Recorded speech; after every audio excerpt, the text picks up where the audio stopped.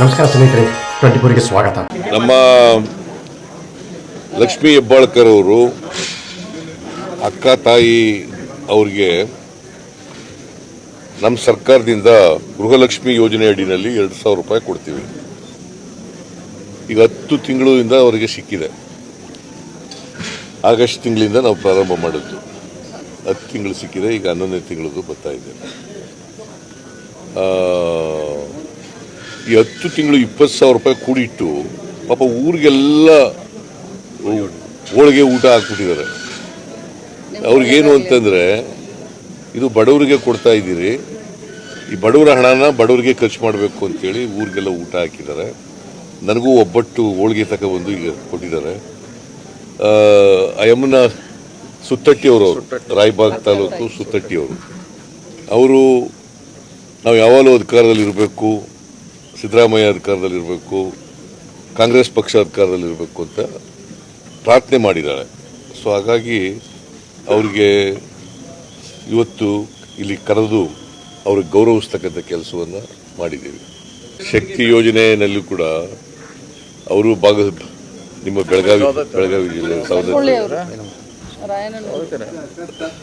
ಅವರು ಕೂಡ ಬೆಂಗಳೂರಿಗೆ ಬಂದಿದ್ರು.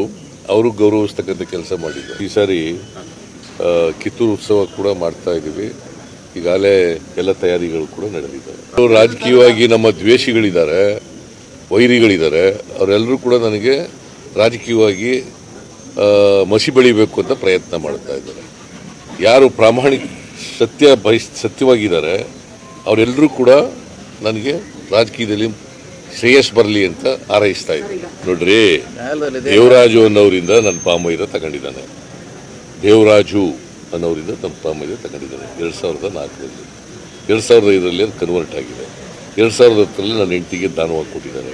ಅದನ್ನು ಮೂಡಾದವರು, ಮೈಸೂರಿನ ಡೆವಲಪ್ಮೆಂಟ್ ಅಥಾರಿಟಿಯವರು ನಮಗೆ ನನ್ನ ಹೆಂಡತಿ ಜ್ಞಾನಕ್ಕೆ ತರದೇನೆ ಸೈಟ್ ಮಾಡಿ ಹಂಚ್ಬಿಟ್ಟಿದ್ದಾರೆ. ಯಾರ ಜಮೀನು ಅದು? ಈಗ ಮಲ್ಲಿಕಾರ್ಜುನ ಕೊಂಡ್ಕೊಂಡಿದ್ದಾನಲ್ಲ, ಅದು ಡಿಸ್ಪ್ಯೂಟ್ ಇದೆಯಾ? ಕುಮಾರಸ್ವಾಮಿ ಜಮೀನು ಅದು ಡಿಸ್ಪ್ಯೂಟ್ ಇದೆಯೇನ್ರಿ? ಹಂಚಿರೋರು ಯಾರು? ಅದರ ಅಧ್ಯಕ್ಷರಾಗಿದ್ದವ್ರು ಯಾರು? ಬಿಜೆಪಿಯವರು. ಆಗ ಯಾರ ಸರ್ಕಾರ ಇತ್ತು? ಮತ್ತೆ ನೋಡ್ಕೋಬೇಕಾದವರು ಲೀಗಲ್ ಆಗಿದೆ ಇಲ್ಲೋ ಅಂತ ನೋಡ್ಕೋಬೇಕಾದವ್ರು ಯಾರು? ಯಾರ್ರೀ?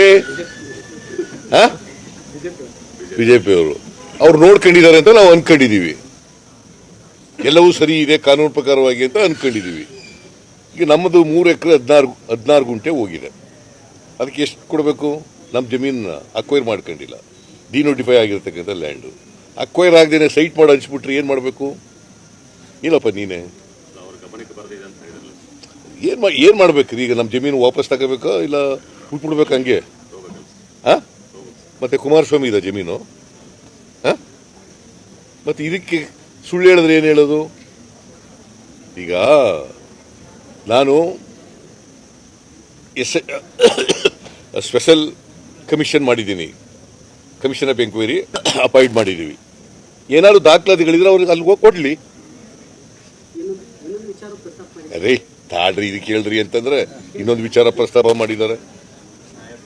ಏನಾದ್ರು ದಾಖಲಾತಿಗಳಿದ್ರೆ ಕುಮಾರಸ್ವಾಮಿ ಹತ್ರ, let him give the documents what ever he has before the commission of enquiry.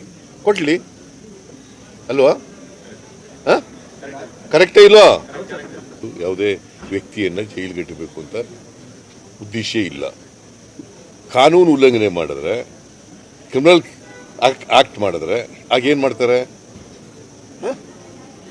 Court ಜೈಲಿಗೆ ಕಳಿಸೋದು, ನಾನಲ್ಲ. ಅವ್ರೇನು ಹೇಳಿದ್ರು? ಸಿದ್ದರಾಮಯ್ಯನಂತವ್ರು 100 ಜನ ಬಂದರೂ ಕೂಡ ನನ್ನನ್ನು ಅರೆಸ್ಟ್ ಮಾಡಕ್ ಸಾಧ್ಯ ಆಗಿಲ್ಲ ಅಂತ ನಾನೇನು ಹೇಳಿದೆ? ನನ್ಗೆ ಹಿಂಗೆ ಕೇಳಿದ್ರು ನಿಂತರನ್ನೇ. ಅರೆಸ್ಟ್ ಮಾಡಕ್ಕೆ 100 ಜನ ಸಿದ್ದರಾಮಯ್ಯ ಬರಬೇಕಾಗಿಲ್ಲಪ್ಪ, ಒಬ್ಬ ಕಾನ್ಸ್ಟೇಬಲ್ ಸಾಕು ಅಂತ ಹೇಳಿ ಅಲ್ವಾ? ನೀನು ಅರೆಸ್ಟ್ ಮಾಡಕ್ಕೆ ಎಷ್ಟು ಜನ ಬೇಕು? ಅಂದ್ರೆ ಅವ್ರಿಗೆ ನಾನು ಅರೆಸ್ಟ್ ಮಾಡಬೇಕು ಅಂತ ಇಲ್ಲ, ಗೊತ್ತಾಯ್ತಾ?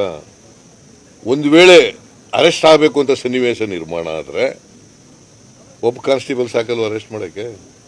ಹಾಂ, ಸಿದ್ದರಾಮಯ್ಯ ಯಾಕೆ ಹೋಗ್ಬೇಕು? ನಾನು ಓದಿನ ಅರೆಸ್ಟ್ ಮಾಡೋಕ್ಕೆ? I am not A constable, I am not A police man. ಸುಮ್ಮನೆ ಮತ್ತೆ ಅರೆಸ್ಟ್ ಮಾಡೋರು ಕೂಡ ಕೋರ್ಟ್ನವರು, ನಾವಲ್ಲ. ಅವನು ಕುಮಾರಸ್ವಾಮಿ ಯಾವಾಗಲೂ ಇಟ್ ಅಂಡ್ ರನ್ ಕೇಸು. ಯಾವ್ದನ್ನಾರು ಇವತ್ತಿನವರಿಗೆ ಲಾಜಿಕಲ್ ಹಿಡಿದು ತಗೊಂಡು ಹೋಗಿರೋದು ನೋಡಿದ್ದೀರಾ? ಆರೋಪ ಮಾಡ್ತಾರೆ, ನನ್ನ ಹತ್ರ ದಾಖಲಾತಿ ಇದೆ. Pen drive. ಸ್ನೇಹಿತರೆ, ಈ ವಿಡಿಯೋ ಬಗ್ಗೆ ನಿಮ್ಮ ಅಭಿಪ್ರಾಯ ಕಮೆಂಟ್ ಮಾಡಿ ಹೇಳಿ, ಲೈಕ್ ಮಾಡಿ, ಶೇರ್ ಮಾಡಿ, ಹಾಂ ಬೆಲ್ ಬಟನ್ ಒತ್ತೋದು ಮರಿಬೇಡಿ, ಏಕೆಂದರೆ ನಮ್ಮ ಪ್ರತಿಯೊಂದು ವಿಡಿಯೋ ಮೊದಲು ನಿಮಗೆ ತಲುಪಬೇಕು. ನಮಸ್ಕಾರ.